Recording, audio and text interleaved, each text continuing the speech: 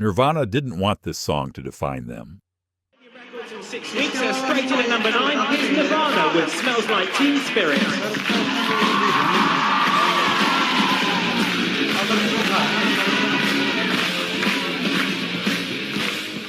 But it changed music forever. In 1991, a reluctant songwriter had just penned something that made him uncomfortable. A song that sounded too much like the mainstream rock he despised. The band wasn't convinced it should be their breakthrough single. But one decision changed everything. This is the story behind the track that rewrote music history. Kurt Cobain was a reluctant spokesman for Generation X, and the song became an anthem for a generation that didn't want one. He hated the spotlight, despised fame, and was deeply uncomfortable with success. Kurt was the outsider who became the voice of an entire generation. He'd grown up in Aberdeen, Washington, feeling disconnected from everything around him.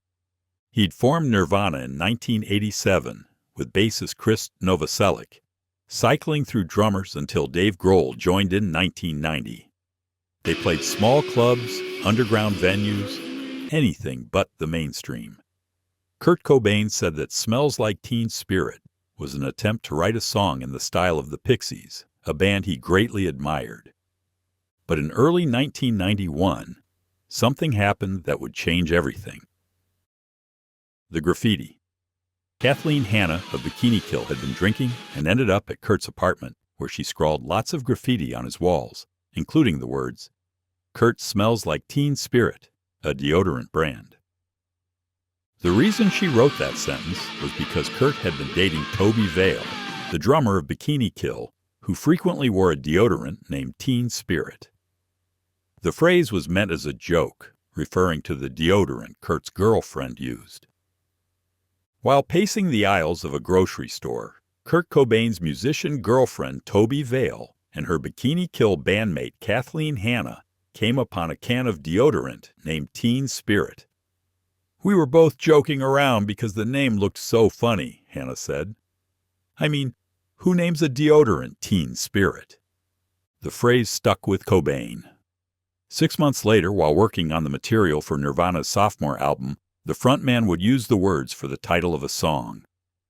But here's the thing.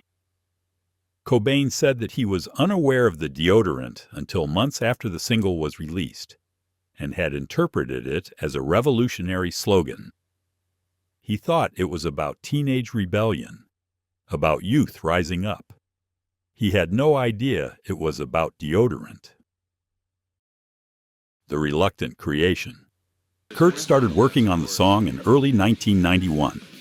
The first known live performance of the song was at the OK Hotel in Seattle on April 17, 1991. And it seems likely that the song was written between January and March 1991. He was trying to write the perfect pop song, but he hated himself for it.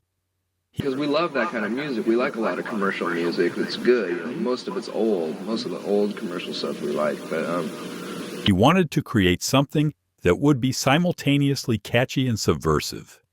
Something that would mock the very system it was designed to succeed in. The riff came first.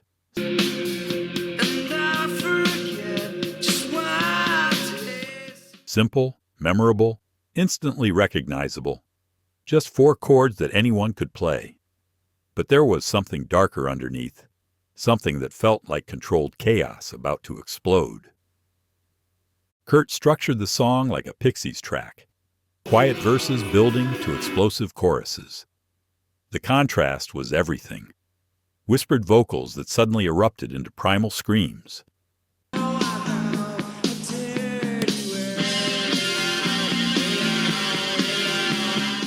It was pop music, but it was also a middle finger to pop music. The band's doubts. When Kurt brought the song to the band, they weren't sure about it. It was too accessible, too commercial. This wasn't what Nirvana was supposed to sound like. They were underground. They were alternative. They were authentic. Dave Grohl later said the song felt different from their other material. More structured, more deliberate. Chris Novoselic thought it was too pop for their sound. They recorded it, but nobody expected it to become what it became. The lyrics were cryptic, almost nonsensical. Kurt had taken fragments of teenage angst and strung them together into something that sounded profound, but was deliberately meaningless. He was mocking the very idea of rock anthems while creating the ultimate rock anthem. The recording. They recorded Smells Like Teen Spirit at Sound City Studios in California with producer Butch Vig. Kurt was perfecting every detail while simultaneously hating what he was creating. The guitar sound was crucial, distorted but clear, heavy but melodic. Dave Grohl's drumming propelled the song forward with relentless energy. The bass line was simple but driving, holding everything together. But even after recording it, Nirvana wasn't convinced it should be the lead single from their upcoming album, Nevermind. They had other songs they thought were more representative of their sound. The breakthrough. The decision to make Smells Like Teen Spirit. The lead single came from their record label, DGC Records. The label executives heard something the band didn't want to admit: commercial potential. The single peaked at number 6 on the Billboard Hot 100 Singles chart the same week that Nevermind reached number 1 on the albums chart. On January 11, 1992, Nevermind replaced Michael Jackson's Dangerous on the number 1 spot of the U.S. Billboard 200 and was selling approximately 300,000 copies a week. The music video changed everything. Shot in a high school gymnasium with paid extras instructed to look bored and then gradually get more excited, it perfectly captured the song's energy. Cobain wanted overweight cheerleaders. He wanted black kids. He wanted to tell the world how messed up high school was, because he was sickened by the stereotypical prom queen in every other music video. Instead, Bayer, the director of the video production, went with attractive women, recruited from local strip clubs. The crazy thing is, it still worked. MTV played it constantly. Kurt said in a 1993 interview that he re-edited the entire video, adding his own touches that transformed it into something iconic. Suddenly, this underground band from Seattle was everywhere. The unexpected success of the song propelled Nevermind to the top of several album charts at the start of 1992, an event often marked as the point when grunge entered the mainstream. The unintended consequence. Nirvana's breakthrough hit Smells Like Teen Spirit catapulted the trio to stardom and, much to Kurt Cobain's despair, into the mainstream. Kurt had wanted to create something that would destroy the mainstream from within. Instead, he became the mainstream. The song he'd written as a criticism of empty rock anthems became the ultimate rock anthem. He hated performing it. He was tired of it before it even became a hit. In interviews, he'd dismiss it as throwaway, as his least favorite Nirvana song.